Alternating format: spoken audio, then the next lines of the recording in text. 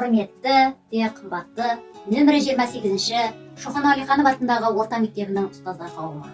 Мен Қалмұрат Бәкіресімна сіздерді ата-ана ретінде 1 наурыз алғыс айту күніменен шын жүректен құттықтай отырып, сіздерге мыңда бір алғысымды білдіремін.